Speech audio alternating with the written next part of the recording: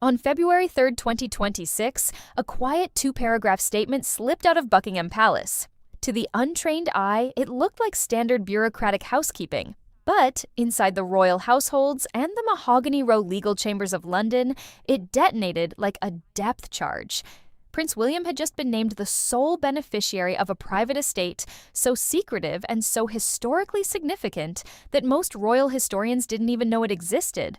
We aren't talking about Sandringham or Balmoral or even the sprawling hills of Windsor.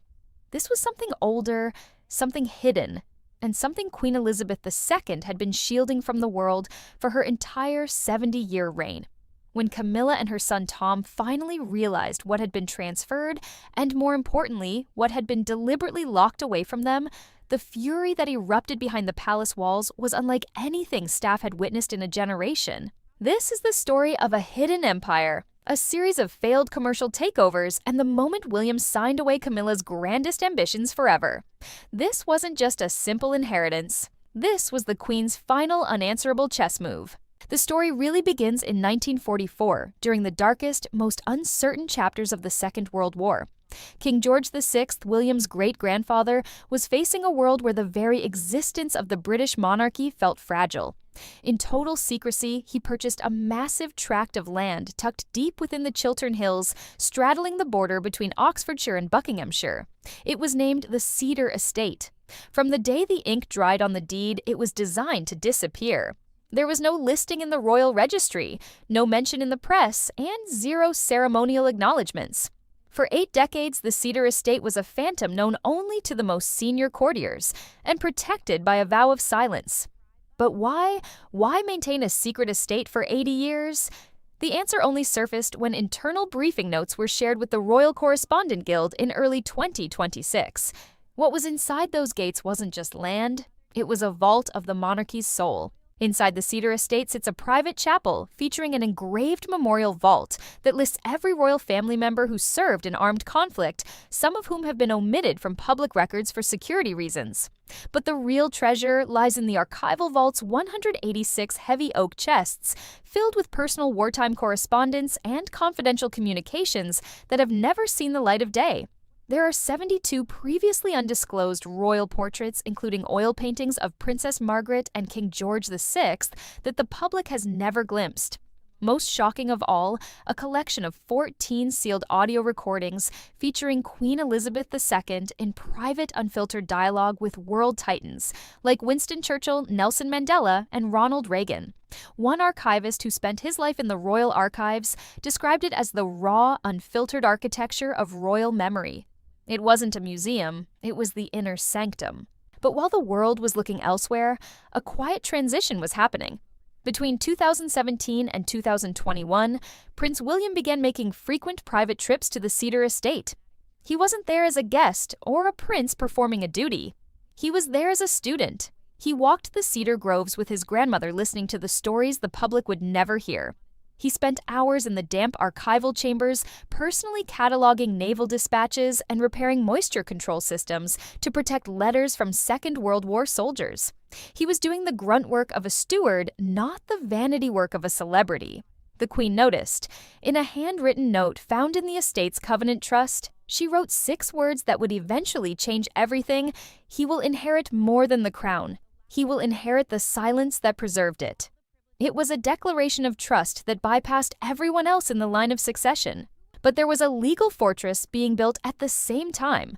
The Cedar Estate doesn't fall under the Crown Estate or even the Duchy of Cornwall. It exists under a specialized legal mechanism called a covenant trust, filed under Charter Seal 0142 and witnessed by the Queen's personal solicitor and a constitutional advisor. This trust had a delayed activation clause. It was designed to trigger only after 2 things happened: the Queen's funeral and the moment William was publicly recognized as the heir to institutional responsibility. On February 3rd, those conditions were officially met. The statement confirmed it. The Cedar Estate had passed in full and exclusive guardianship to the Prince of Wales. Simple, irreversible, and absolutely devastating to those who had other plans for that land. You see, while William was cataloging old letters, others were looking at the Cedar Estate and seeing a massive untapped commercial gold mine. Multiple sources have confirmed that Queen Camilla and her son Tom Parker Bowles had been strategically angling to bring the estate under their influence for years. Starting in late 2024, Camilla began advocating for what she called a Windsor Cultural Legacy Center. On paper, it sounded lovely gourmet retreats, literary salons, and heritage tours. But the reality was much more aggressive. Tom Parker Bowles saw the estate as the headquarters for a massive commercial expansion. He had visions of a Michelin-grade tasting restaurant inside the old hunting lodge and an artisanal brand called Royal Wild, featuring cedar-aged cheeses and estate-sourced wines that would sell for hundreds of pounds a bottle. It was a plan to turn a sacred legacy into a high-end luxury brand. But then in October 2025, a leaked briefing note revealed that Tom's legal team had been looking for a way to break the Queen's original vision. They were trying to see if they could reclassify the estate under public heritage law. If they succeeded, it would have weakened William's exclusive claim and opened the door for shared management. Or in other words, a commercial takeover disguised as heritage preservation. Ask yourself, does that sound like respect for a legacy or a corporate raid wearing a crown?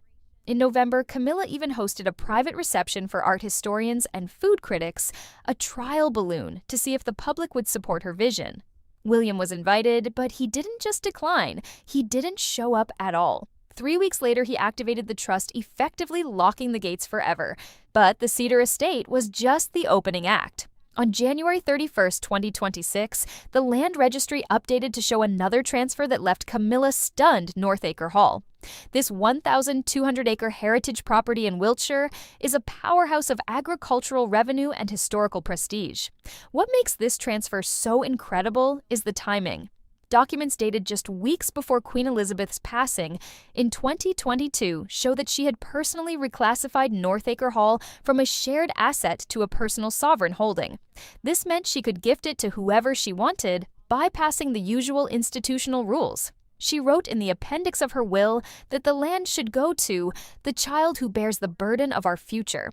She meant William, she bypassed Charles, she bypassed Anne, and she certainly bypassed Camilla.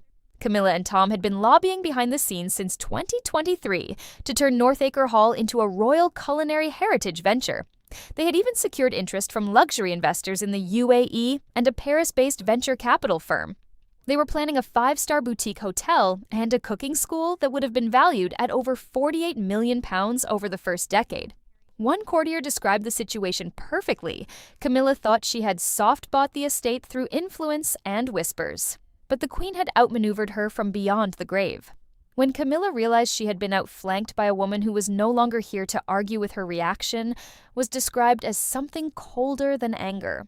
It was the realization that the Queen had seen her coming years in advance. Then there is Clarence Hill.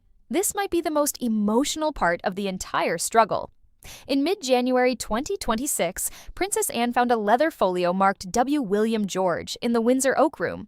Inside was a directive for an estate called Clarence Hill, a property purchased by George VI in 1947 as a off-book reserve for direct heirs. It was designed to be immune to Parliament, immune to the press, and most importantly, immune to scandal. The Queen's handwritten instructions were clear. The land was a covenant, not a commodity.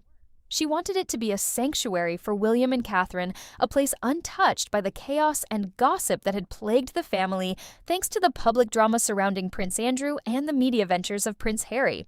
When Camilla found out about this on January 20th, she immediately summoned her lawyers. She didn't see a sanctuary, she saw another missed opportunity. Her son Tom had recently lost a major publishing contract after a scandal involving his brand's use of the royal crest, and he needed a win. By January 23rd, they had already drafted a proposal for a company called Hill and Crown Limited. The plan was to turn Clarence Hill into a regenerative luxury brand with Tom as the executive director. They wanted to make him the Prince of Green Britain, using the Queen's private land to rebuild his aristocratic image. But they were 3 weeks too late. The legal transfer to William had already been notarized and completed. The whole scheme came crashing down on January 28th when an anonymous whistleblower, likely a disillusioned staff member, leaked the Hill and Crown business deck to the Lord Chancellor's office.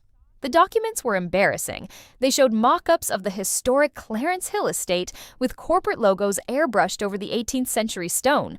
When William saw the plans, the confrontation was brief but legendary. At a private lunch at Windsor, he reportedly told Camilla, "Clarence Hill does not exist to be bottled, branded, or sold.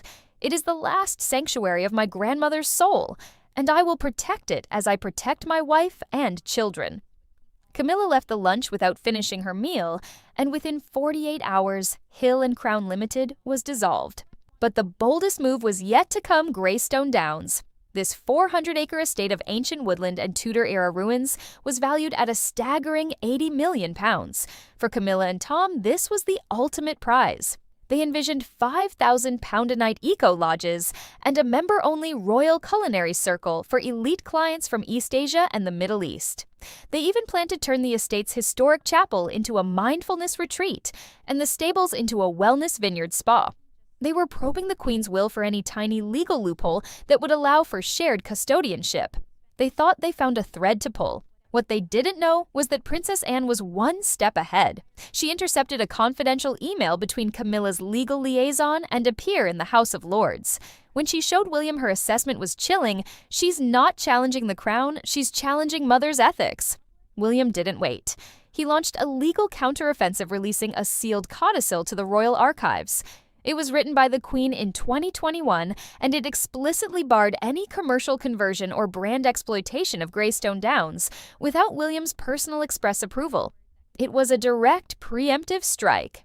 When Camilla read the document, she reportedly stood in silence before saying, "Even in death, she leaves me caged." 2 days later, William took his family to the estate for a quiet walk, a simple public statement that the land was a home, not a business. Then came the humiliation of Green Heath. This was a 500-acre swath of woodland that Camilla assumed was just an unused hunting ground.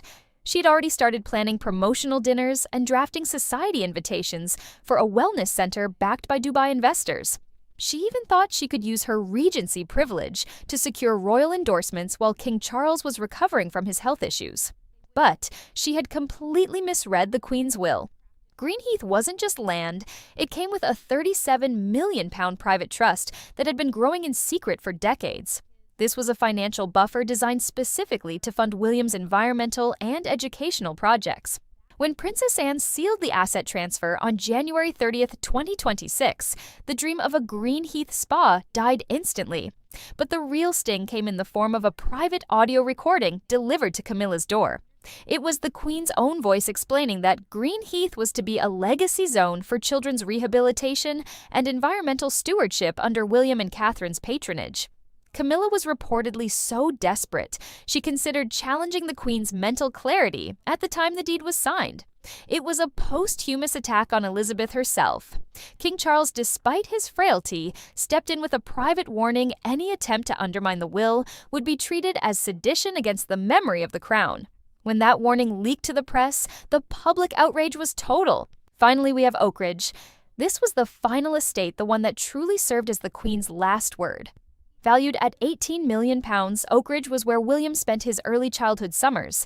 It was the place where he learned what it meant to be a king. Camilla and Tom tried one last time to have it reclassified as a public asset, claiming it had benefited from public security funds. But the Queen had anticipated this too. She included a clause called Anticipatory Obstruction. This clause effectively nullified any legal challenge to the estate made by anyone outside the Windsor bloodline or anyone who married into the family after 2010. When that clause was read aloud in the green drawing room, the room went cold. Camilla stormed out, and Tom was heard cursing his legal team in the hallway. That evening, William, Catherine, and their children toured Oakridge as its official stewards. Prince George reportedly asked his father, "Will this be ours forever?" William's answer was simple, "As long as we protect it." A final letter from the Queen's solicitor arrived shortly after, containing a passage that made all the scheming and all the commercial plans irrelevant. Elizabeth wrote that if the estate was ever challenged, the world should know that Oakridge belongs not to power, but to patience. She chose the person who bore the weight of the future, not the burden of entitlement. When you step back and look at the whole picture, what Queen Elizabeth II achieved is staggering. She didn't just leave her grandson some property, she built a legal and moral fortress around him, layer by layer, estate by estate. She saw the commercial proposals coming years before they were drafted. She saw the legal maneuvers and the public pressure campaigns, and she built a response for every single one of them. She chose William because she saw in him the one thing the others lacked the willingness to be: a silent steward. He was the one who would repair a vault that no camera would ever see and walk the groves with an elderly queen without asking for a brand deal. In the end, the inheritance wasn't about the money or the land. It was about who could be trusted with the silence that preserves the crown. And as 2026 rolls on, it's clear the queen's final chess move was a checkmate that will last for generations. But with these secret estates now in William's hands, the question remains, what else is hidden in those 186 oak chests? And how will the Hill and Crown faction respond now that they've been publicly sidelined? The battle for the soul of the monarchy is far from over, but for now the gates are locked, the trusts are sealed, and the Queen's vision remains untouched.